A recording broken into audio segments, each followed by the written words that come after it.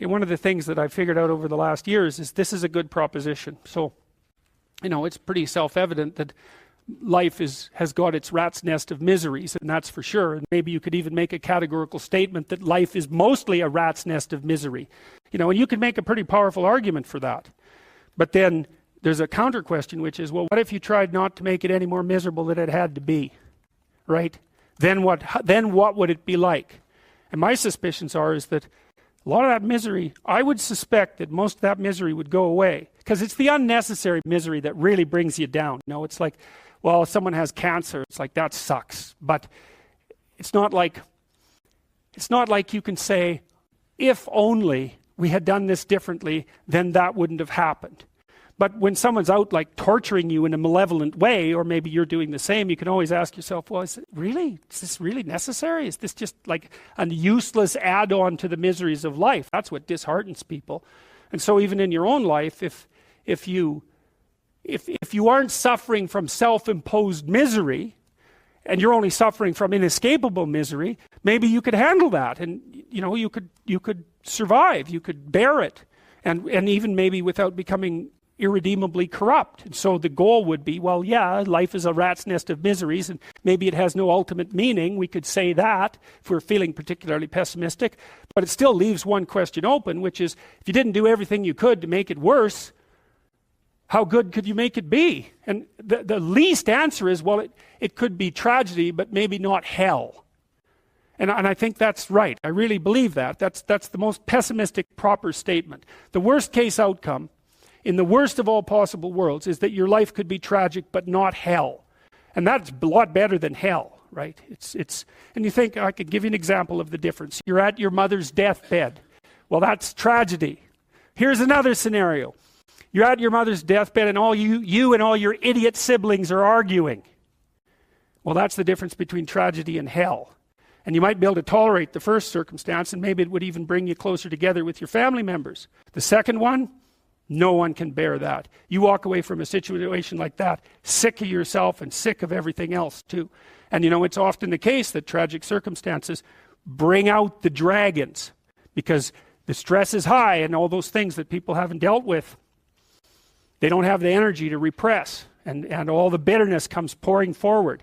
It's like, seriously, man. So that's actually it's a rough lesson, but it's a good hallmark for figuring out whether or not you've got yourself adjusted properly and in relationship to your siblings. It's like, if you were all gathered around the bed of someone close who is dying, could you manage it? And if the answer is no, it's like, well, put your life together, because it's going to happen. And you should be the person who's there that can do it, and do it properly. And then maybe you'd find that it isn't the sort of thing that will undermine your faith in life itself. And I've seen both of those situations, ugly situations, murderously ugly situations. And then they're opposite, where people have had terrible things happen to them as a family, and they pull together and they rebuild their damn ship and they sail away. And so that seems to me to be a lot better. That makes you Noah when the flood comes, right? Well, okay, so the same thing. The question emerges. Well, who are you? Well, you could say, you're this plan. That's how people usually identify. Maybe they have no plan at all, and they're just in chaos, right? That's like being in the belly of the beast. They're nihilistic in chaos. They have no plan. They're just chaos itself, and that's a very dreadful situation for people to be in.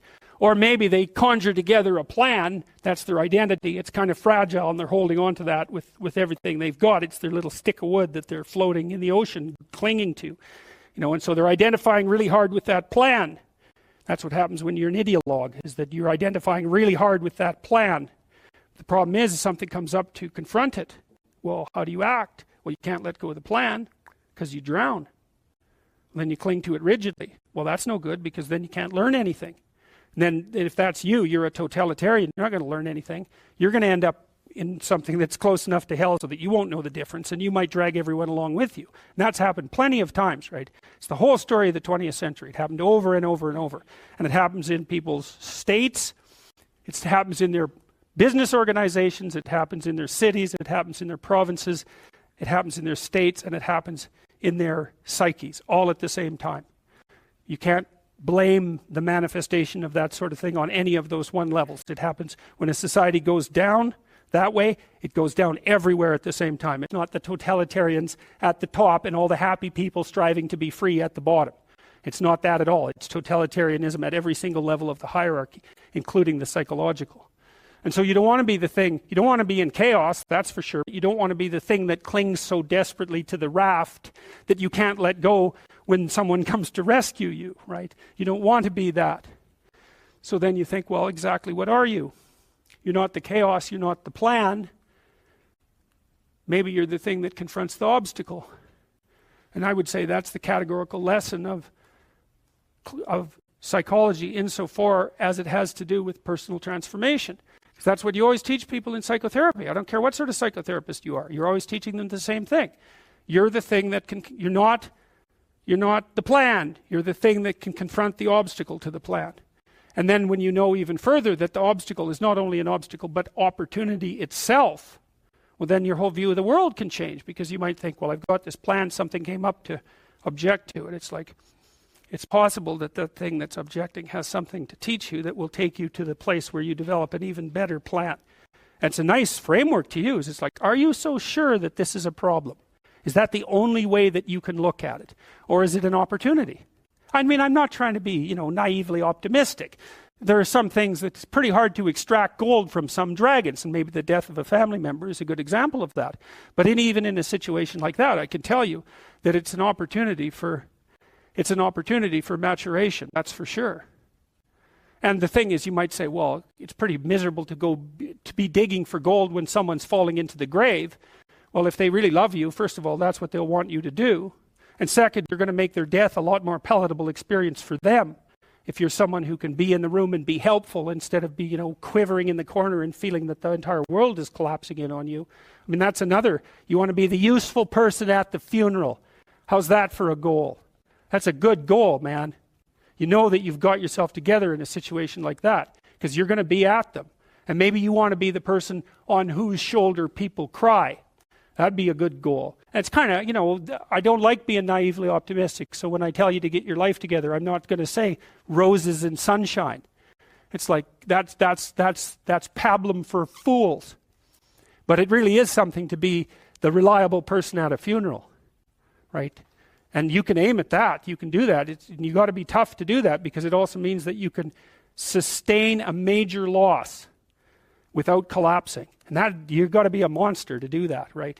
It's painful to understand how much of what you're doing isn't productive. So I'll give you an example. So I've done this a couple of times with classrooms full of students. Usually when I'm lecturing about career development, say, okay, how much time do you waste? So then I get the class to vote. How many of you waste 10 hours a day? It's like 10% of the kids will put up their hands. And it's interesting because I don't define what constitutes waste. I just ask the question. So they're diagnosing themselves, right? I'm not saying you're wasting 10 hours a day. I'm just asking. It's like, given your own attitude, how much time are you wasting? 10 hours a day. It's like 10% of the people put up their hands. Well, when you get to like 6 hours a day, 80% of the people put up their hands. So then we do the arithmetic. It's like, because I like doing arithmetic with people. People hate arithmetic, but I like doing it. It's like, okay, 6 hours a day. It's 42 hours a week. So let's call that a work week, 40 hours a week. So that's a work week. Let's say, what's your time worth? You're a university student. Well, it's certainly worth minimum wage, because obviously, but it's worth way more than that, because if you spend a productive hour when you're 20, then you gain the benefits of that hour for the rest of your life. So there's the compounding effect of time spent when we were young. So I say, well, let's assume your time's worth $50 an hour, which I think is an underestimate, but whatever. Let's call it 50. We could call it 25, but we'll call it 50. If that's $2,000 a week you're wasting. It's $100,000 a year. It's like, how much better would your life be if you weren't wasting $100,000 a year? It's like, what is that over 40 years? $4 million. It's like, you're rich. You don't even know it. Quit wasting time. By your own definition. It's like people shake their heads. Like, oh, I never thought about it that way. It's like, yeah, think about it that way. Don't waste your damn life. And then you think, well, why would people be resistant to that message? It's like, well, you really want to wake up and figure out that you're wasting half your life? And when people do that kind of wasting, they actually hate it. And I've had lots of people come to my clinical practice who were chronic procrastinators, and so they're watching YouTube videos, say, but not ones that are good for them, although sometimes they will do that, but just browsing in that kind of mindless way that you do when you're not paying attention and you're trying to kill time. And people doing that, they feel bad. They get depressed. They feel anxious. They can't get away from it. They feel kind of quasi-addicted. That's what they're saying about social media now. It's a huge issue with young kids. Absolutely. But there's this feeling of kind of internal rot and corruption that goes along with it. It's like, yeah, well, you're wasting your life. It's like, so it's painful. It's painful to recognize that. Then it's painful to think, oh my God, look how undisciplined I am. I don't know anything. I can't use a schedule. I can't stick to a calendar. I don't have any aims. I don't know anything about the world, right? And maybe there's a part of me that's bitter because I haven't got everything already, and I'd just like to say, to hell with it. That's the recognition of the Jungian shadow. It's like that's what makes you vicious and untrustworthy. All of that. No one wants to look at that, and no bloody wonder. But hey, the alternative is worse.